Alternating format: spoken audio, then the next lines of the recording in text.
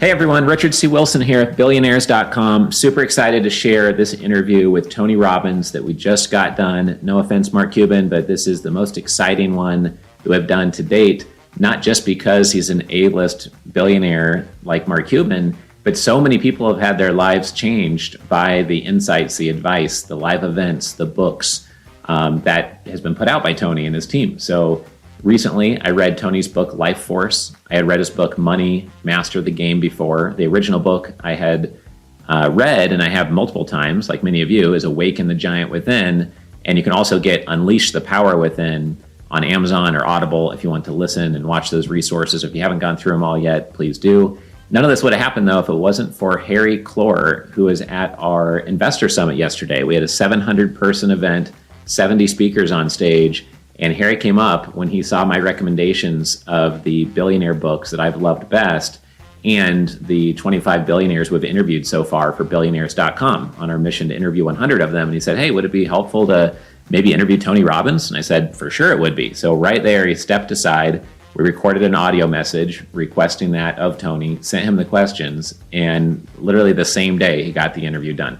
It was amazing. We thank you, Harry, for that. If anyone wants to check out what Harry's doing with Beyond Imagination, his AI robot technology that Tony is involved in, please go and check it out at beomni.ai.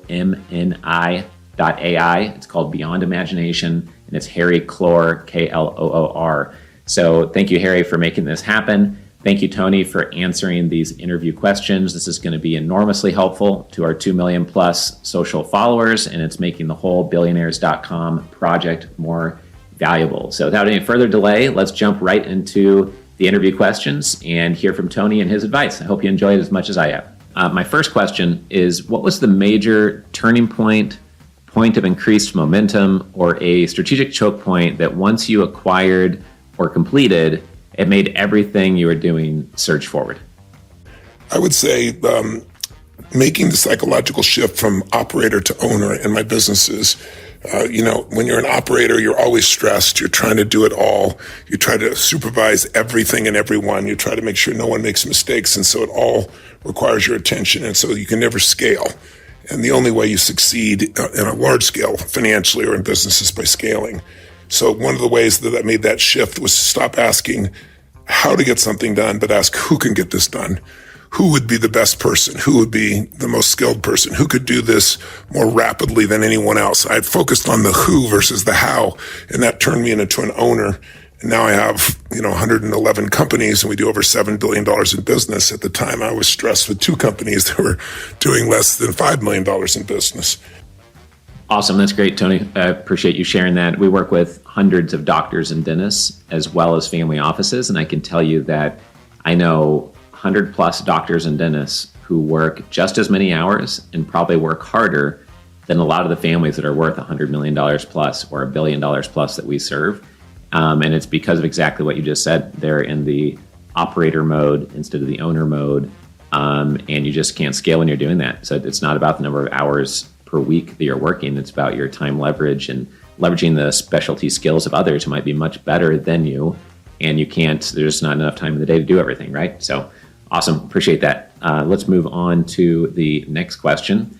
What is the most valuable strategy worth far more than $1 million that you wish somebody provided you with early on that you could share here with our listeners? Probably the most valuable strategy was understanding proximity is power. I was interviewing, or actually visiting at the time with the person who was at that time the richest person in Canada.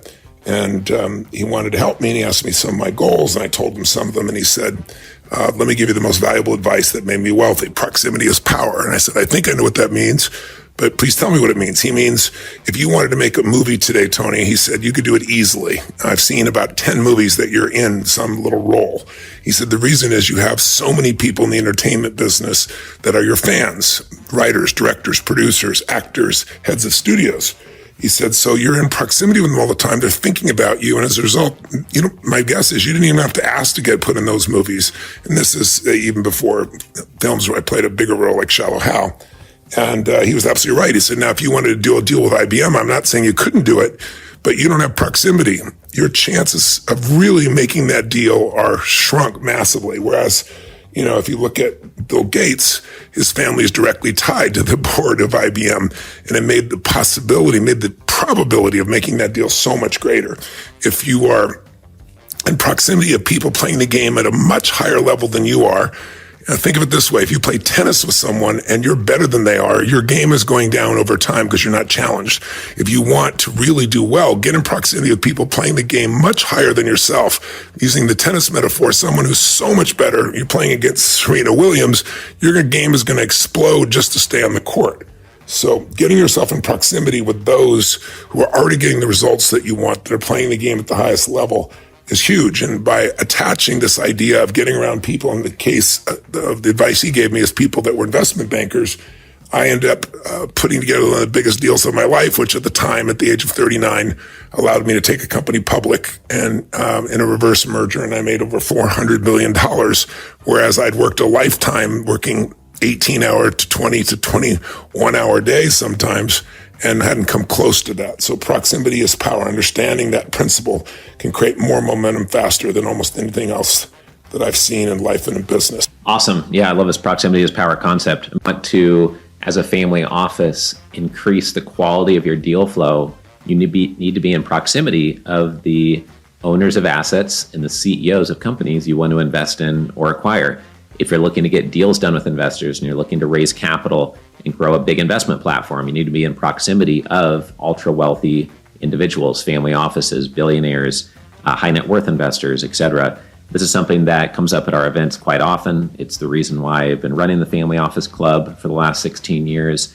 And it's the reason why for 12 years, starting in 2009, I was chasing Billionaires.com, and it took me over 150 emails and multiple investment structures to actually get the deal done after negotiating it for 12 years. And that's my motivation of owning Billionaires.com and interviewing 100 plus billionaires and really getting closer to them and building relationships through interviews, exactly like this one with you, Tony, but also just to kind of get inside your mind, because I feel like mentally, my mental models will be in proximity of your mental models if I can read the 200 books written by billionaires, and I can watch the 700 YouTube videos and then interview 100 billionaires myself. So love that answer. It's something that I think is really powerful. And this morning I had a call with a group that does $400 million worth of transactions per month. They do $4 to $5 billion plus in deals per year.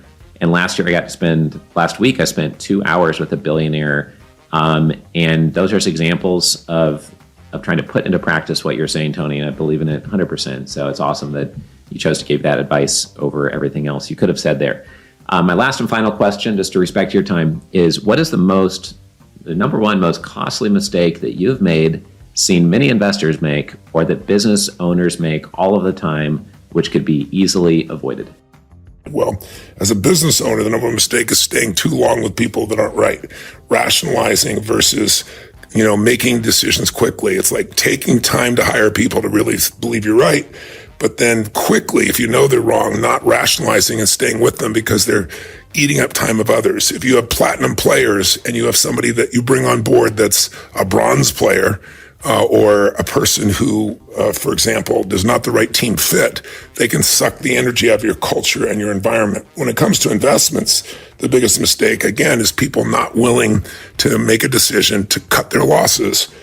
Being in a position where somebody tries to continue to be optimistic about something, and that, as an investor, will get you in trouble. One other one I'll give you, so you want to avoid, and if I want to give you another valuable strategy, it was one I got for investing. I gave you a business one. For investing, it's from Ray Dalio, who I interviewed for my book, Money Master the Game. I interviewed 50 of the smartest people alive in investing: Ray Dalio, Carl Icahn, Warren Buffett, Paul Tudor Jones, etc. And when I asked him what's in he's the most successful hedge fund manager in history. He's returned over $50 billion in profits to his clients. He manages over $165 billion in business. And I said, on your 40 years plus of investing, what's the most important? What is the holy grail of investing? And he told me, Tony, the most important thing is to remember that if you can find 8 to 12 uncorrelated investments that you really believe in, you reduce your risk by 80%. and increase your potential returns. Anytime you can do something, reduce your risk 80% and still be in the game, it's priceless. And so I've worked on making sure my asset allocation always has at least those uncorrelated assets, which means you can't just have public assets. You have to have private equity and or private credit or private real estate assets as well. Awesome. Yeah, that is super helpful. On the first part of that, about staying too long with bad people and needing to be decisive and be high conviction on decisions and move quickly, that's probably cost our company millions of dollars in revenue. We used to hold on to bad salespeople, especially, way too long. They were toxic to our culture. So we've gotten much better at that. And at our recent event, this actually came up several times. Kevin Harrington, one of the original sharks from Shark Tank, we've closed 2 transactions that we sourced and structured with him. He always talks about working with high velocity entrepreneurs. And you can't be high velocity if you're hanging on to bad people all the time. Paul Karger, we just had a fireside chat on stage with him. He manages 39 different clients with an average net worth of $190 million per client. And one of the top takeaways from that fireside chat was that you have to be high conviction, move fast, make a decision, and you go with it. And just by chance, last night I was watching Billionaire Marcus Lemonis, The Prophet, and he respected an entrepreneur that said, no, I don't need to talk to my team. If I'm comfortable, then we're going to do it. And she was being decisive. And he said he really respected that because in his world too, if he decides that he wants to do something, then he's going to do something. And it all comes down to that high conviction, speed of implementation, and being decisive. On the second part, related to private credit, private deals, having 8 to 12 different investments, we couldn't agree more. I think that a lot of people in the family office industry know they need to diversify that way. They want more than just a couple rental homes, and their wealth advisor diversifying them in the markets. And we're always trying to help families get more and more deal flow. And the mistake I see related to what you're saying is that a lot of them think they're getting diversification by investing in a whole bunch of startups and a whole bunch of different industries.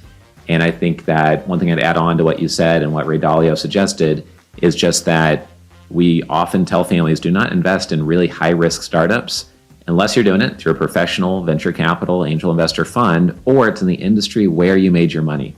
You do not have the insight and the skill set to choose the high-risk investments in different niches. It needs to be in the niche where you created your wealth if you're going to go really early stage. And otherwise, invest in things already proven that already have a profit margin being made and that already are developed and they're not at the startup phase. So definitely appreciate the interview. That was awesome. I think that our listeners are going to get a ton of value from the thoughts you've shared.